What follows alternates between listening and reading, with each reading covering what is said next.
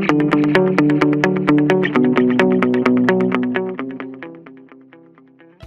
everyone, welcome back to the Analyst by Vajiram and Ravi, dated 24th January 2026. Today again we will be discussing some important topics that has appeared in today's The Hindu and The Indian Express newspapers, which are relevant for your examination. In the initial two topics, we have included two mains practice questions which will be useful for your upcoming mains examination. So in our first topic, we'll try to understand various dimensions of delimitation. After that, in our second topic, we'll try to understand what are the major concerns of ASHA workers in India and some measures to address the same. Then in our simplified section, we'll take up 5 articles and we'll try to explain them in simplest language possible to enrich your understanding of the newspapers. Additionally, we have also incorporated some prelims pointers which is going to be crucial for your upcoming prelims and mains examinations. So have a look on them also and stay tuned. So let's start our discussion with the first topic, that is delimitation after 2027, redrawing power in India, and this is written by our former Chief Election Commissioner Mr. S.Y. Qureshi, and this is related to your GS paper 2 Indian Constitution, elections and statutory bodies.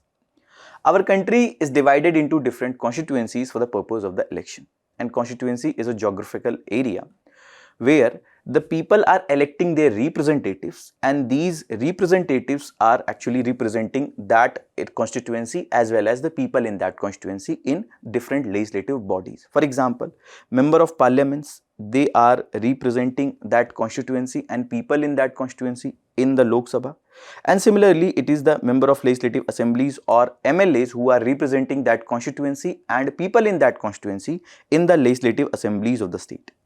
In a democracy, people are supreme, but people are choosing their representatives who will be representing that population and that constituency in the different legislative bodies to ensure that all the decisions that are being taken, they are being taken by these representatives on the behalf of the population whom they are representing. And this constituency is divided based on the population, and we try to ensure that each constituency is actually representing roughly same number of population or the citizens to ensure that every vote has a equal value. And this process of delimitation actually means that fixing the boundaries of the electoral constituencies, be it for the Lok Sabha or for the Legislative Assembly. So deciding which area will come under which particular constituency is the process of the delimitation. In simple, that means setting clear boundaries. That means what we have decided to include and what we are deciding to exclude. Now, when we have already said that these constituencies are being decided based on the population, and population keeps on changing, and that is the reason there is a need for the readjustment that we generally do for this particular constituency based on the population. And from where we are getting the data for the population, it is based on the census, and that is the reason after each census generally a delimitation is done to readjust the boundaries of the constituencies. And what we are witnessing that in the past few decades, especially after the independence, consistently India was on a path of high population growth rate. And that is the reason there were various measures that were taken by the different governments to ensure that we achieve a TFR or the total fertility rate of 2.1, that is the replacement level. Now, some of the states, especially the southern states, they invested heavily in this family planning, they heavily invested for the healthcare infrastructure, etc. And due to that, they have achieved that TFR. But some of the states like the northern states, still the population growth is very high. And that is the reason when these constituencies are being decided solely based on the population itself. In a way, it is a kind of demotivation for the southern states. Why? Because they invested heavily on the family planning, and that is the reason now their population hasn't grown as compared to northern states. And if the constituency is going to be decided solely based on the population factor itself, the northern states will represent more constituencies, or more number of people are there in the northern states, so obviously there will be more constituencies which will be allocated to the northern states. So that is the reason there is a debate that is going on that what should be done to address this issue, where the states who have invested heavily for the family planning, for the population stabilization, they are not at the loss.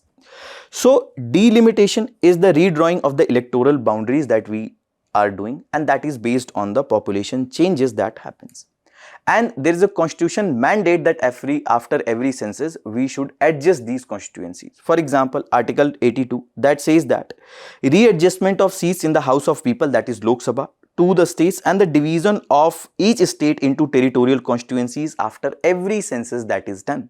And Article 170 says that it provides for the composition of the legislative assemblies, that on the what basis the constituencies will be decided and it will be demarcated for the election of the legislative assembly.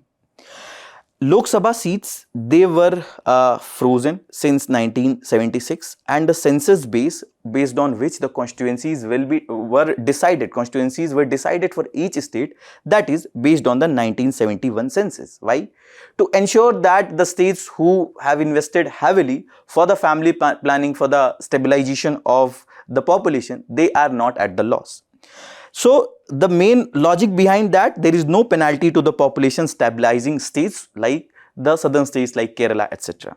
After this 84th Constitutional Amendment Act of 2001, this freeze that was extended till the first census that is done after 2026. Now, after 2011, next census was going to happen in 2021 and subsequently after that in 2031. But in 2021, the COVID started in 2020, and that is the reason in 2021, there were, because of various logistical challenges and other challenges, government was not able to do this census in 2021, and subsequently the delay happened for few more years, and that is the reason the data for the 2021 census we will be getting probably in late 2026 or in early 2027. So that is the census data that we are getting for the 2026, and that is the reason whatever the new data that we are going to get, based on that there is a possibility that constituencies will be changes or the delimitation will happen. So with the census 2027, seats redistribution freeze will end as per the 84th Constitutional Amendment Act of 2001. Also, largest political power reallocation that will happen since the independence. And that is the reason it has a greater significance, because earlier it was completely based on the 1971 population, and now the condition has completely changed, and that is the reason it gives certain political benefits as well as some of the political parties may be at the loss, and that is the reason there are various debates that are going on.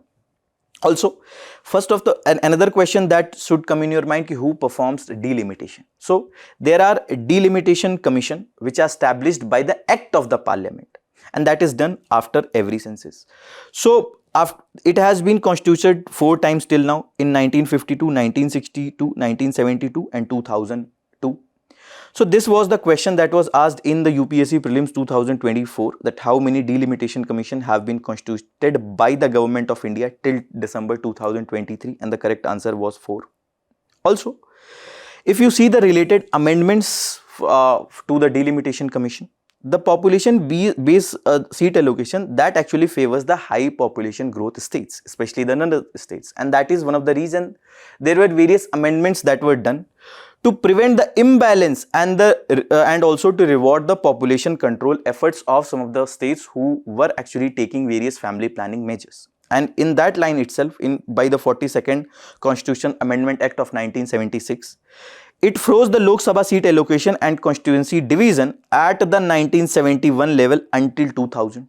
Then 84th Amendment Act of 2001, the freeze on readjustment was extended for another 25 years and until 2026, and that is the reason the new data related to the census that will come, based on that adjustment can be done. Also, 87th Amendment Act of 2003, it allowed delimitation based on the 2001 census without changing the number of seats of the constituency.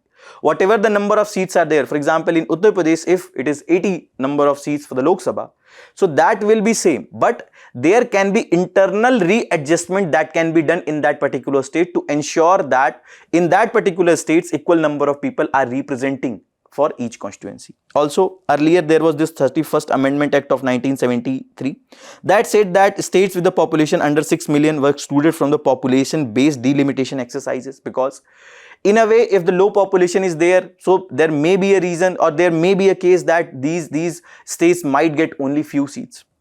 Also, if you see what is the condition of the judicial review for this. So in this Kishore Chandra Changalal Rathod case of 2024, the Supreme Court held that an order by the Delimitation Commission can be reviewed if it is clearly arbitrary and it violates constitutional values. Apart from that, Article 329, it bars courts from questioning laws on delimitation of the seats allotment. Also, whatever the decision that is from the Delimitation Commission, that is kept in front of the House, but House cannot do any changes in that award which is given by the Delimitation Commission. And this was again one of the questions that was asked in the prelims examination, that order of Delimitation Commission cannot be challenged in a court of law. And when the orders of the Delimitation Commission are laid before the Lok Sabha, the State Legislative Assembly, they cannot effect any modification in the orders. You people tell me the answer of this question in the comment box. Now, what is the current status? So, there is a representation mismatch. For example, at present time, the 1971 population was around 5.548 million, but the current population is around 1.47 billion. And if you see, the number of seats at present in UP is 80. Number of projected seats that the UP can get if it will be adjusted based on the next census, so it can get probably 91 seats. As compared to that, some of the states like Kerala, for example, if you can see the number of seats in Kerala at present, it is 20, and number of seats that will be projected number of seats according to the next census will again remain 20 itself. Because you can see the 2025 projected population of UP is around 25 crore, 23 lakh 43,000, whereas for Kerala it is just 3 crore, and that is the reason if constituencies are being decided based on the population, and some of the states who have taken various measures related to family planning, and that is the reason they achieved that population growth stabilization. So in a way they are at the loss. And also next, Delimitation Commission that will be formed. Some of the likely actions are there. There can be interstate seat reallocation, and that will be first since 1976, because that was the last time when it was done based on the 1971 population. Also, complete redrawing of the parliamentary constituencies can be also done. Also, reservation mapping for the 33% women seats will also be done, because that was from the recent amendment Nari Shakti Vandan Act that provided 33% women reservation in the legislative bodies. So that will also be done based on the next delimitation. Also, if you see the past timeline, the previous commissions around 5.5 years they have taken. Also, the projected timeline that census data will be by 2028 earliest or by late 2027, and that is the reason Delimitation Commission will be completed by 2031-32. At least they will take this much of time after the census data will come. The implication are that women's reservation unlikely before the 2034 Lok Sabha elections, because after 2029 the next Lok Sabha election will happen in 2034, and when the delimitation will be completed after 2029 in 31 or 32, so obviously we will be able to use that redrawing of the constituencies or the new figures only in the 2034 Lok Sabha elections. Now, what are the options that are available for managing the delimitation, so that some of the states who have heavily invested for the family planning, they are not at the loss? First of all, we can extend the freeze by another amendment. The approach can lead to a continued suspension till the fertility convergence that we are achieving for all the states, whether it is the northern states or the southern states or some of the hilly states. The benefits of this will be that there will be a federal balance. The federal tensions can be curbed that are between center and the states or between different states. Also, it will reward the population control measures of the states, and other states will also be motivated to further focus on the population control measures so that population growth can be stabilized further. The negatives of that: the underrepresentation of the fast growing states. For example, in a democracy, it is the people who are supreme, and ideally the people should be represented equally in the legislative body. So the people who are against this continued suspension of the delimitation based on the current population figures, they say that the fast growing states where there is a huge population, they will in a way be underrepresented in the different legislative bodies. Also, Article 14 that provides for the equality before law, that is also at risk. Why? Because in every constituency it is not the equal number of people who are representing.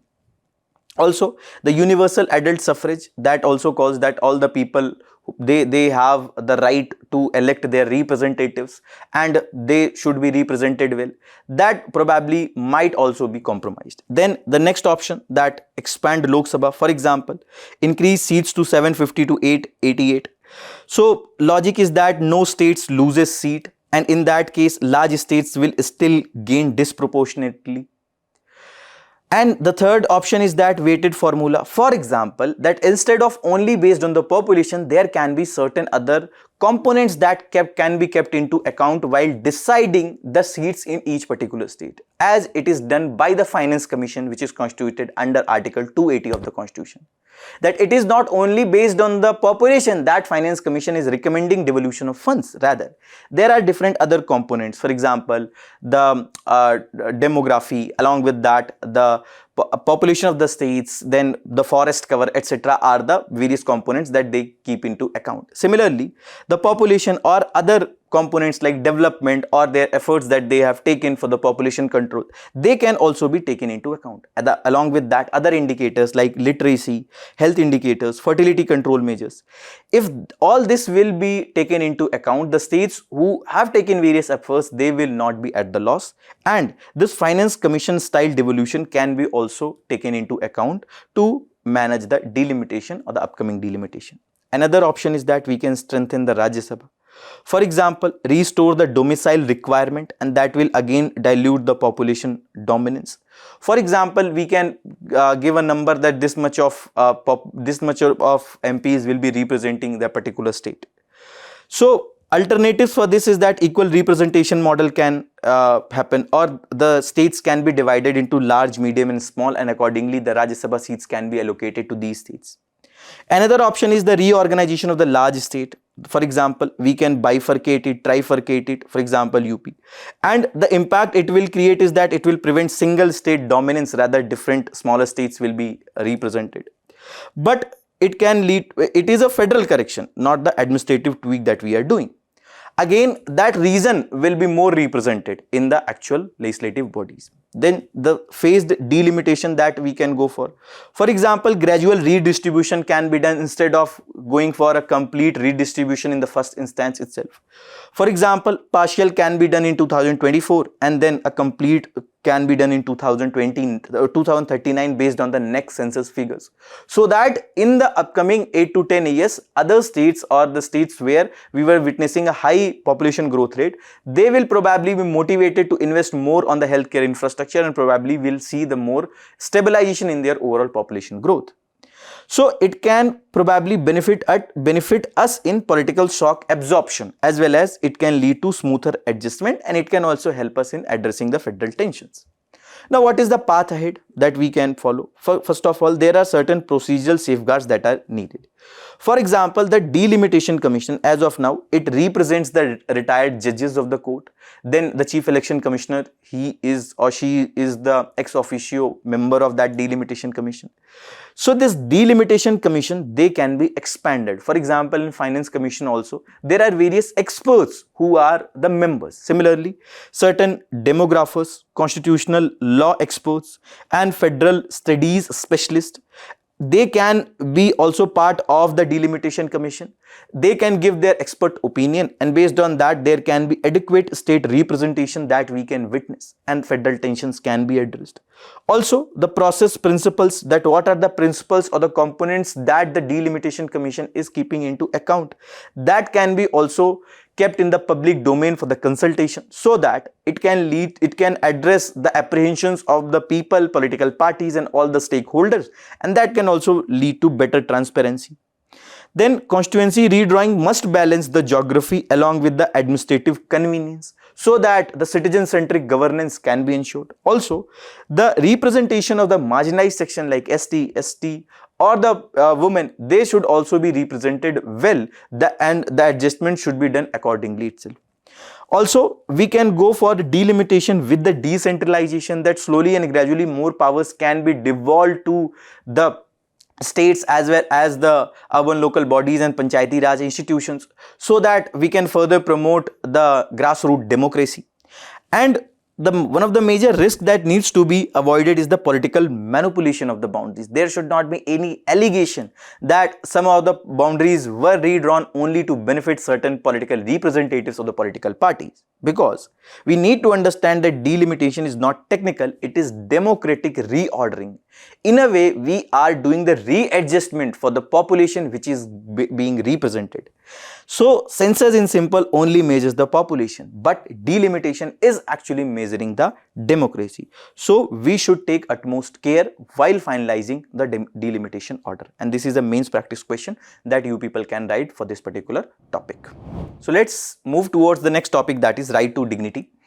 And this is related to your GS paper 1, role of women and women's organization, and syllabus of your GS paper 2, health. And the context of this topic is that Asha workers have been protesting to raise their demands and concerns. For example, they were protesting in Kerala, and at present these protests are going on in West Bengal with a demand to increase their wages to 15,000 rupees a month. So these accredited social health activists are the community health volunteers. So most important is this word volunteers, that they are not recognized as the state employees. And it was launched under the National Rural Health Mission that came in 2005, and the main aim was the rural health care delivery. But in 2013, when the National Rural Health Mission and National Urban Health Mission that was merged to form the National Health Mission, now they are under this National Health Mission for the overall healthcare delivery. Also, these Asha workers work with the Anganwadi workers under the Integrated Child Development Services. So what is this National Health Mission and ICDS?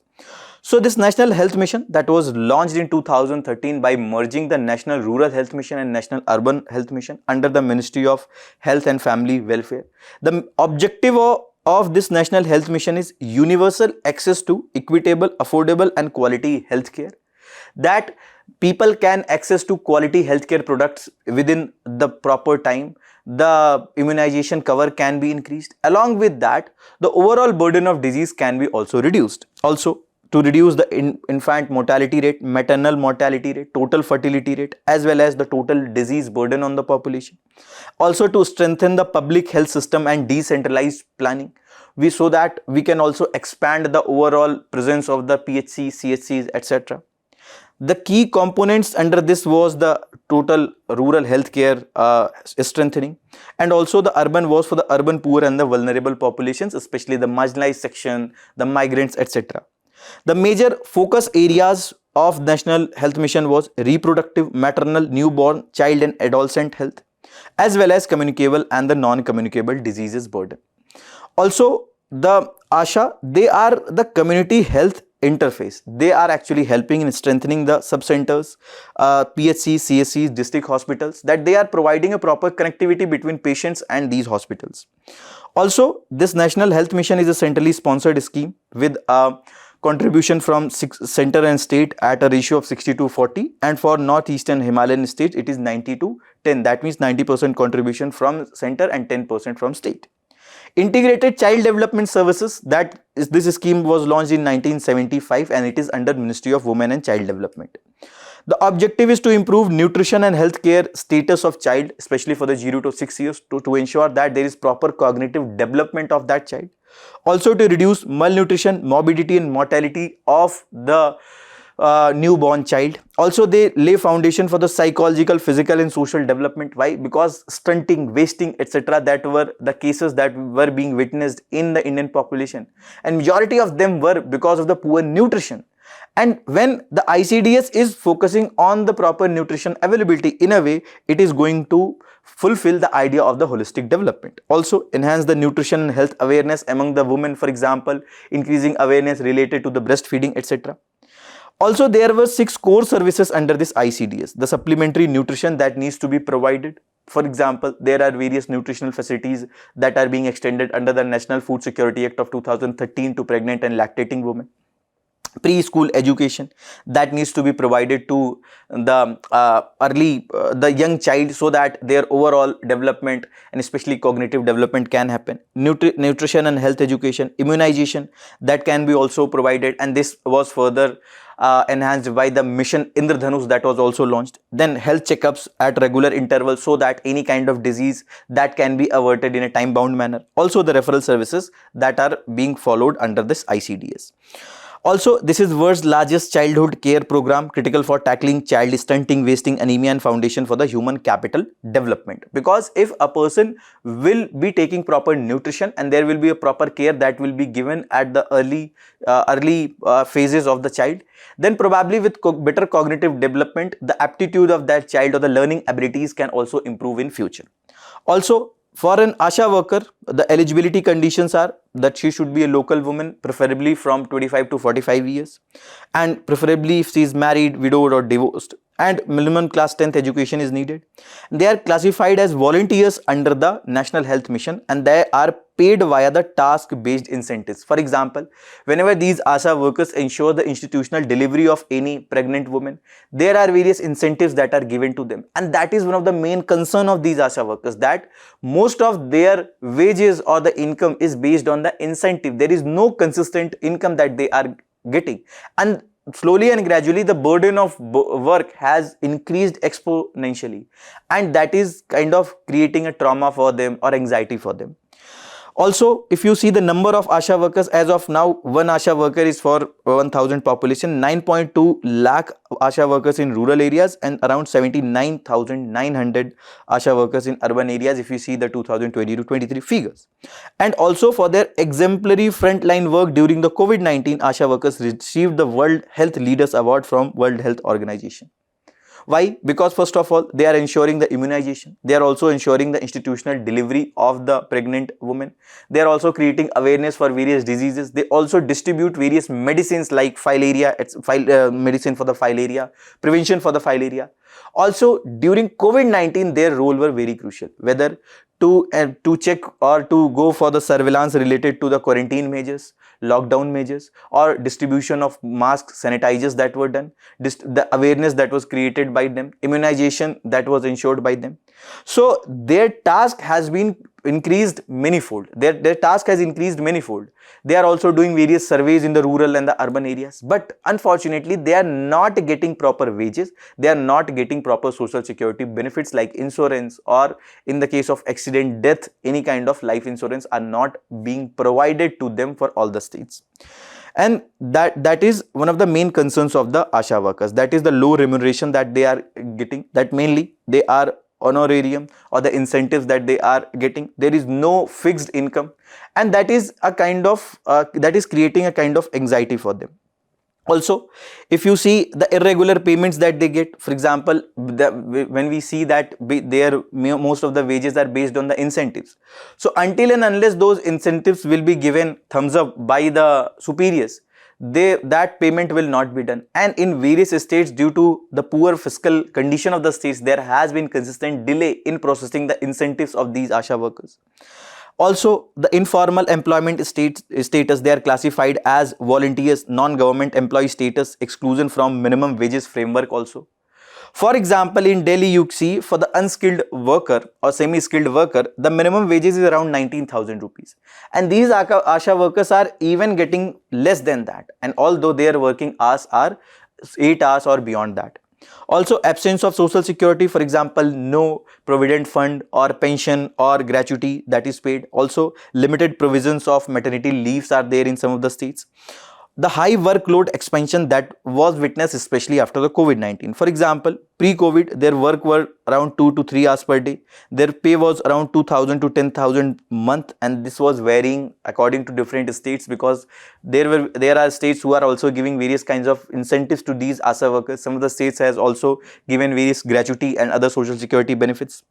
Post-COVID, their work hours increased to around 9 to 10 hours per day, but pay is also limited.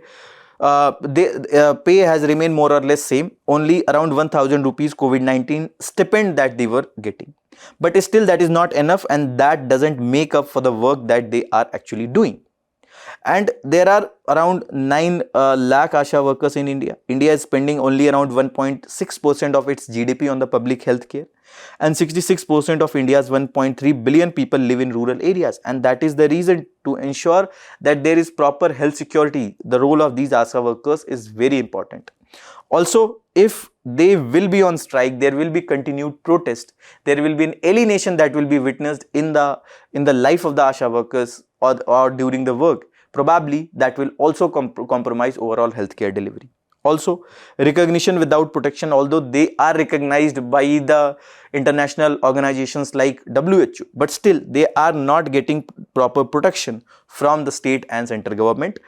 Then the gendered workforce vulnerability is there. For example, we already know that in India there are various cases of violence, etc., that keeps on happening. For example, as per NCRB 2023, there were more than 4 lakh cases of crime against women in as per NCRB 2023, and that is the reason, due to this patriarchy, inherent patriarchy in our society, where the it is generally believed or it is presumed that women should do the expressive works and men should do the instrumental works. The women should take care of family, they should go for the bearing and rearing of child.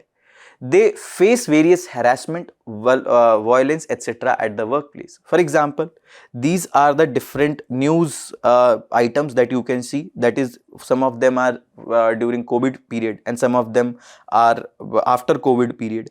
You can see every year there are a lot of cases that are coming related to the attack, violence, harassment of these ASHA workers. And when they do not have the proper protection, obviously that is making their life more, that is creating more misery for their life. Also, the unimplemented reform implementation. For example, Parliamentary Standing Committee on Labour 2020, they said that these workers should be regularized. There should be social security that should be given to them. Also, instead of the incentive based work, there should be regular payment that should be done. So what is the path ahead? What is the way forward? First of all, the assured remuneration and payment certainty can be there. For example, fixed minimum monthly pay can be given to them. Also, they can be recognized under the Code of Social Security, and they should be legally reclassified as statutory employees under the Code of Social Security instead of volunteers only, and that will also help in getting the more recognition and social security benefits by the states as well as by government. Also, we should go for reducing the incentive dependence. The direct benefit transfer based timely disbursal should also be done.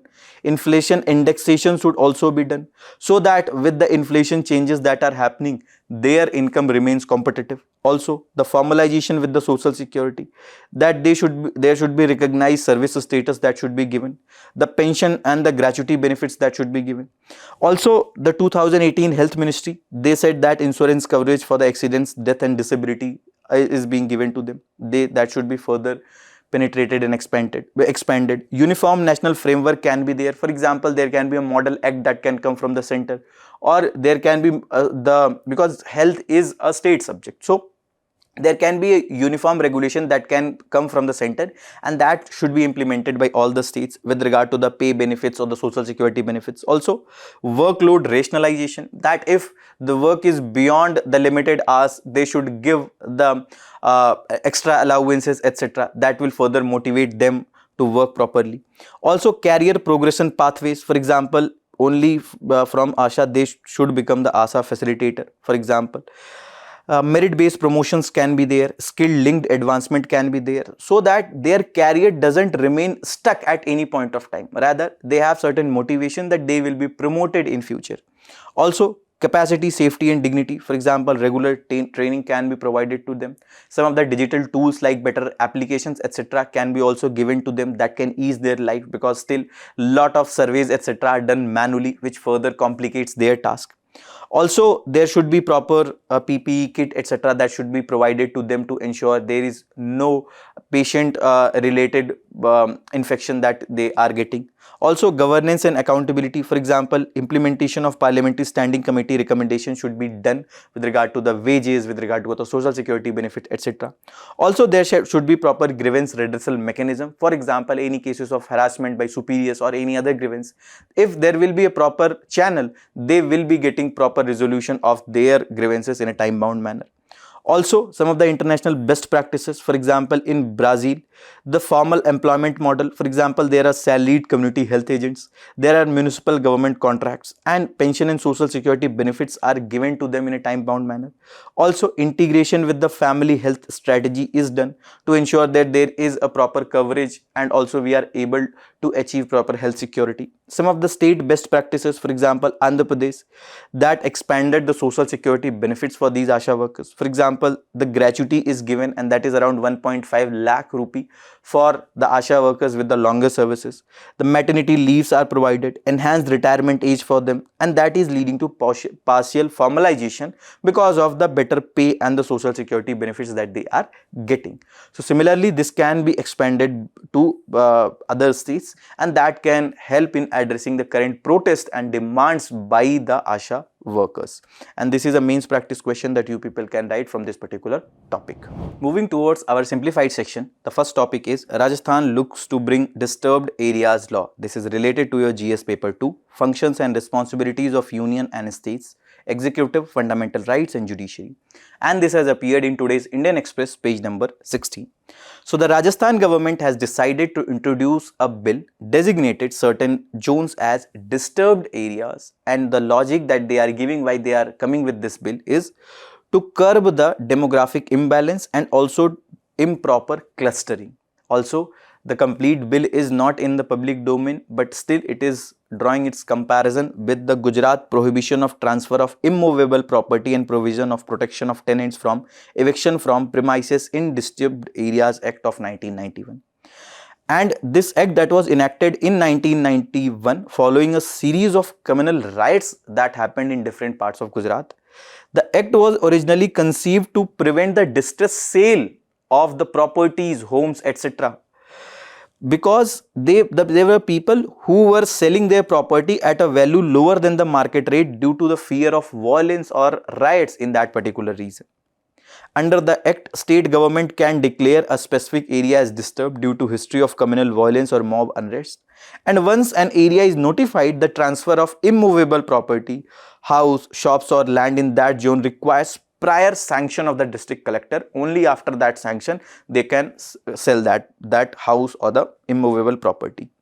Without their approval, any sale or transfer is considered void, and collector must hold a formal inquiry to ensure the sale is consensual and not driven by the coercion or not driven by intimidation. Also, the legal expert says that act effectively allows the state to police and also the demographic composition of the neighborhoods, because only after their approval it will be decided that who can sell their house and they can shift to other locations. By regulating who can buy the property, where state can prevent the organic mixing of the communities, this was actually raising the questions regarding the Article 19(1) subclause E, that is under the part 3 of the constitution that provides for the fundamental rights, because this Article 19(1)(e) guarantees every citizen right to reside and settle in any part of the territory of India, and also Article 15, which prohibits the discrimination on the grounds of religion, race, caste, sex or the place of birth. In a way, it was not in sync with these provisions of the fundamental rights. Also, constitutional validity of this particular act is currently under the challenge before the Gujarat High Court. Also, the Gujarat Disturbed Area Act says that the decision of the collector and the state government in appeal shall be final, conclusive and shall not be questioned in the court. But however, since the high courts are empowered under Article 226 of the Constitution to review the administrative actions that are actually violating the fundamental rights or the principle of the natural justice, Gujarat High Court has repeatedly been petitioned to scrutinize the orders that are passed by the collectors with regard to the sale of the immovable property. Also, with the various judgments that were given by the High Court, they have established a clear doctrine. The collector's power is limited strictly to verify the free consent of the person who is selling and also the fair market value to validate the sale that is happening.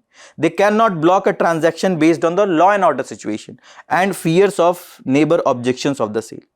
Also, this in 2021, significant legal victory came for the petitioner after Gujarat High Court stayed the operation of 2020 amendments to the Act. The amendment actually expanded the law's scope by introducing vague terms like proper clustering of persons of one community, empowering the collector to check if a property transfer would disturb the demographic equilibrium or lead to polarization.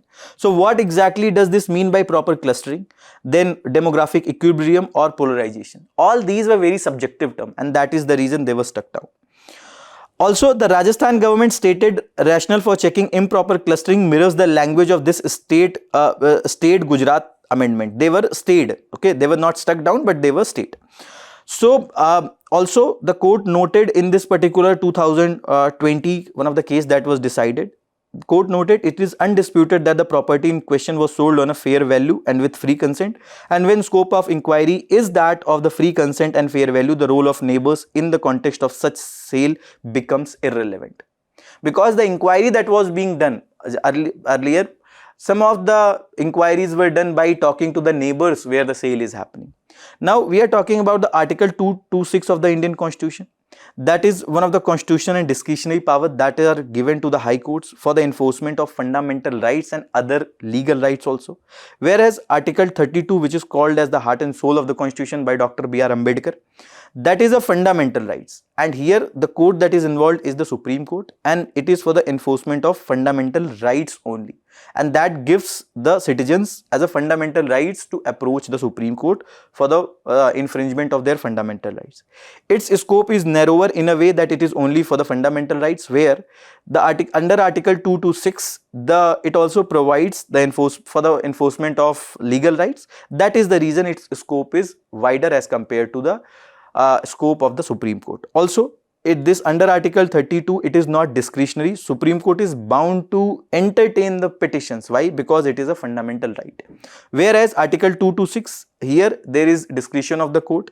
High Court may refuse relief. Why? Because Article 226 is not providing or not guaranteeing any fundamental rights explicitly. There are different types of writs: habeas corpus, mandamus, prohibition, certiorari and quo warranto. All these are available under Article 32 and 226 also.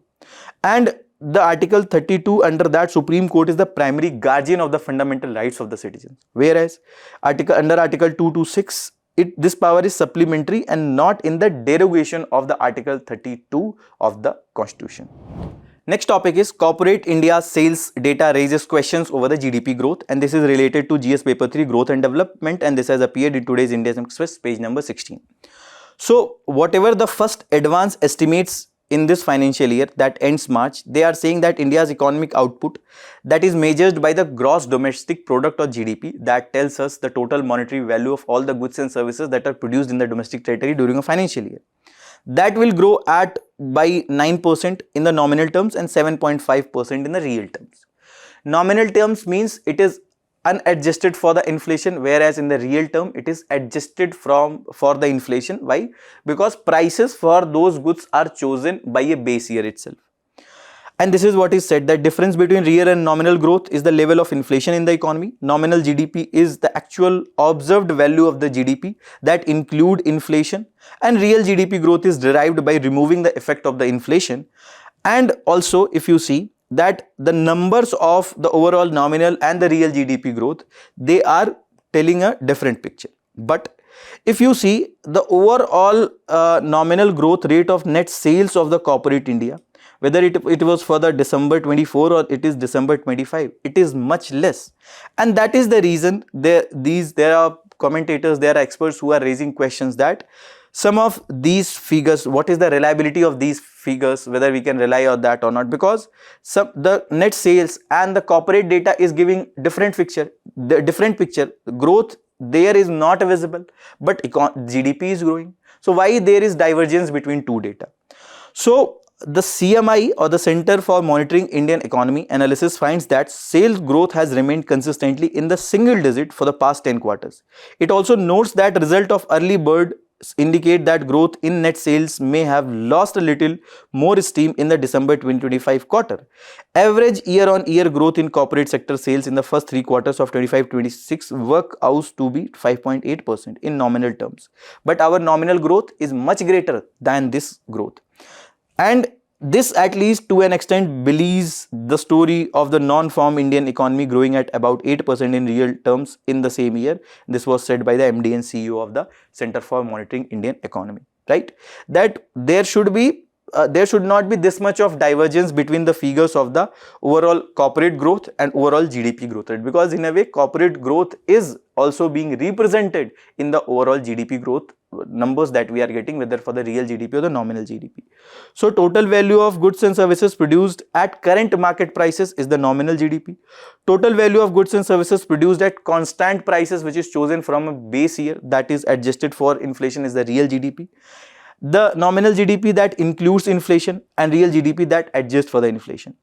The nominal GDP is more useful for the short-term analysis because it doesn't require adjustment of the inflation, and also it is more suitable for comparing different economies, whereas for the long-term analysis and also to measure the overall effective economic growth, real GDP figures are crucial. And nominal GDP is based on the current market prices, whereas real GDP is calculated based on the base year prices. For example, let's suppose 2021 is the base year, and here there were 10 chocolates that were being produced and the price of each chocolate was 10 rupee. So here, let's suppose this is the first year when we started production. Here nominal GDP will be 10 into 10, 100.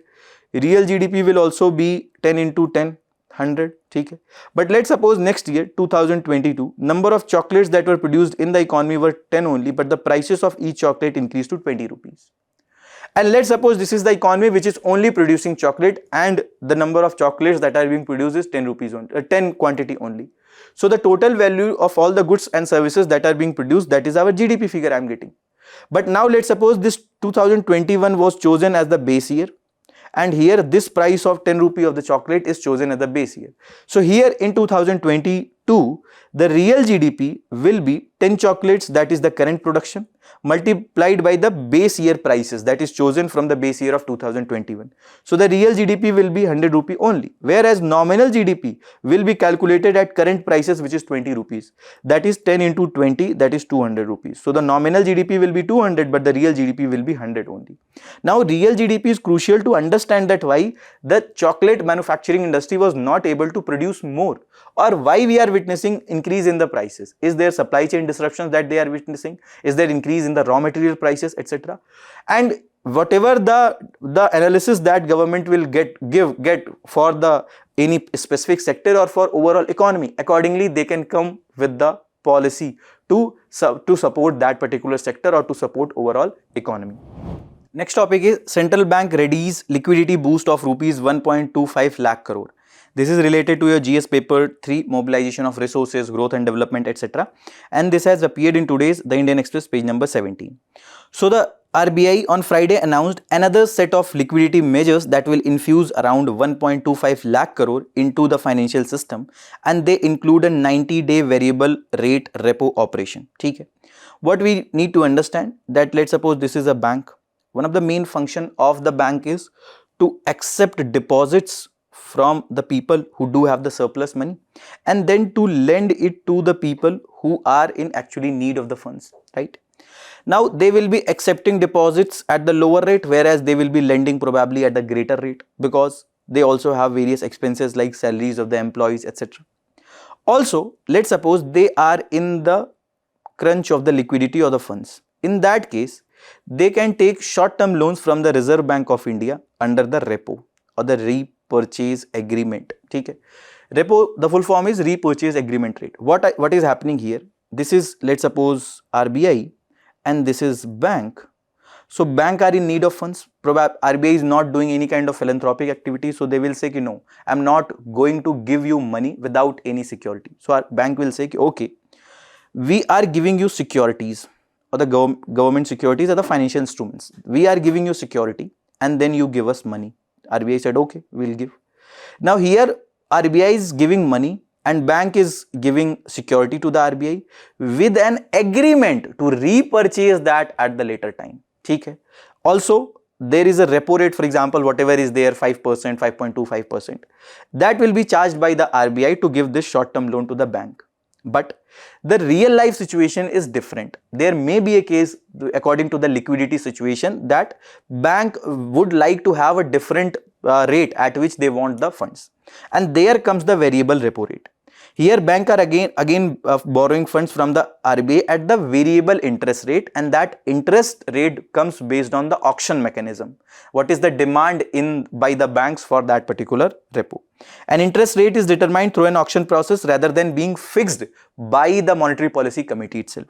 And it is a short-term borrowing tool used by the RBI to manage their liquidity. For example, if there's a festival season, they need a lot of funds. In that case, probably they can get that easily. Also, the main purpose is to address the liquidity deficit by injecting funds into the banking system so that the overall money supply liquidity can be increased, and also to ensure that bank has surplus funds with the help of which they can provide credit to the individuals, corporates or the businesses. Also, the RBI is doing various other mechanisms. For example, they are doing the dollar rupee swap auctions.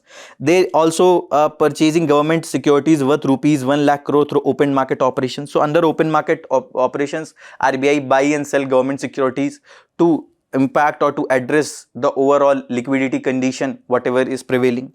And also market participants had also approached the RBI to provide relief as there was a sharp spike in the certificate of deposit rate.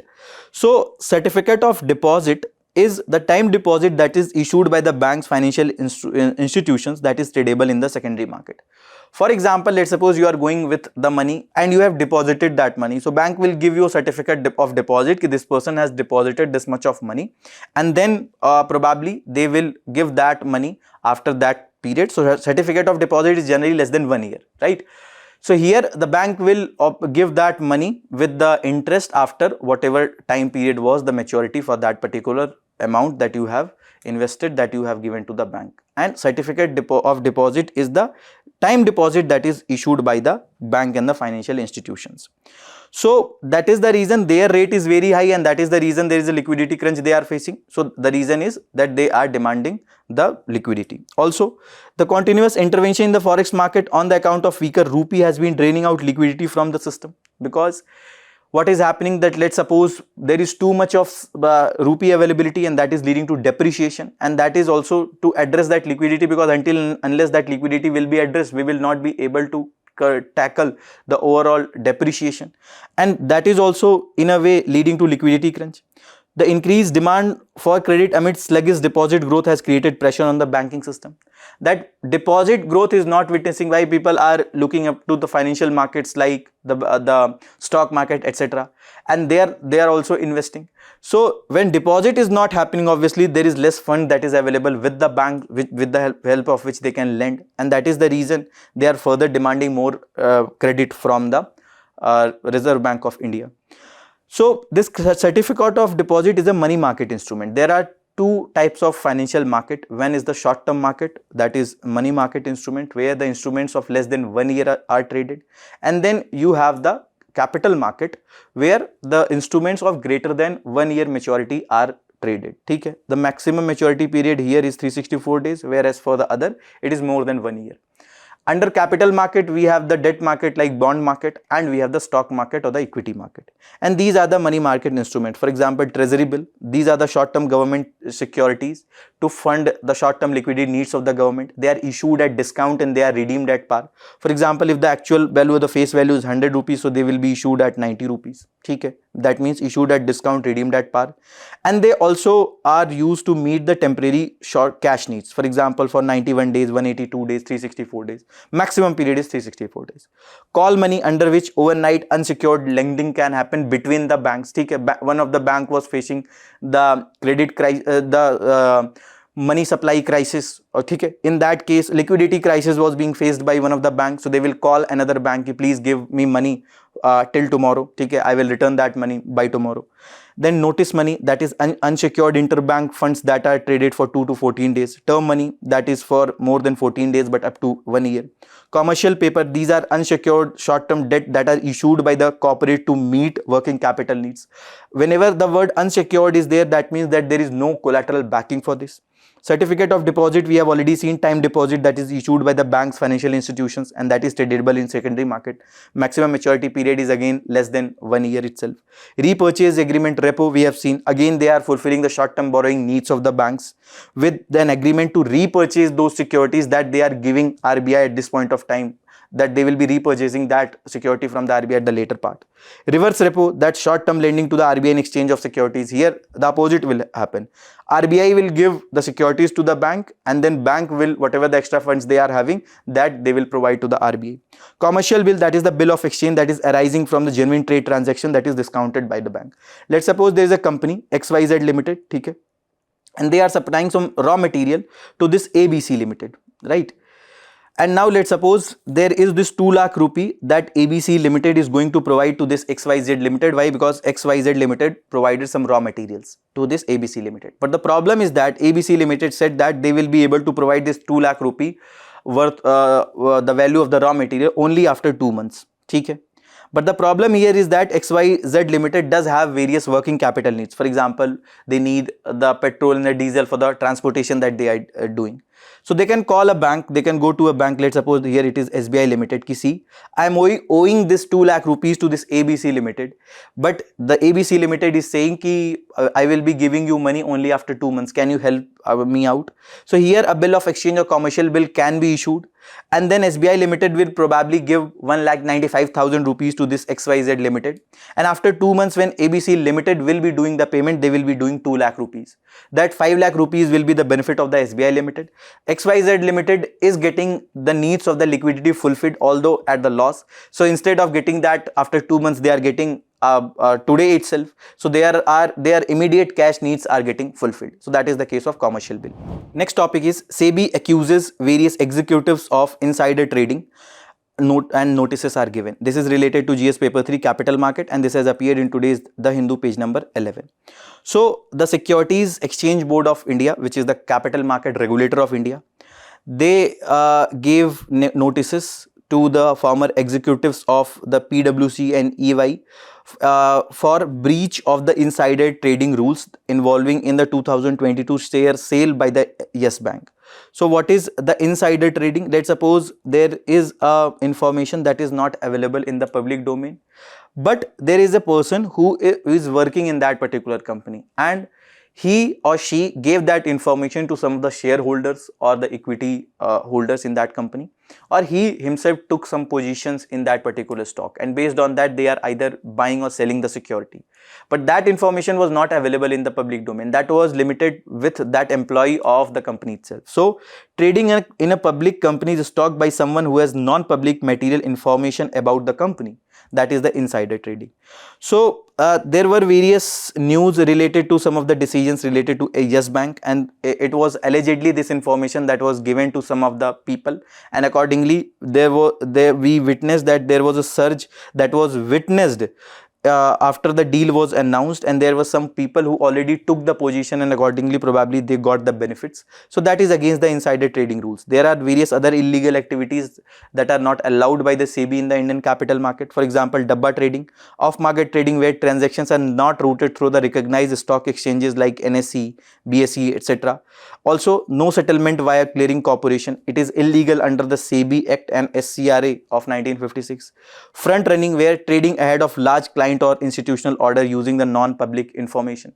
For example, there is a broker who does know that tomorrow there is a big order that is going to come for buying a particular security. So tomorrow, if a lot of buying is going to happen for any stock, tomorrow price will there will be increase in the prices. So broker or some of the person has already bought the share, and tomorrow when that order will be placed, so the person who already placed the order in the first instance itself, they will be getting a greater benefit.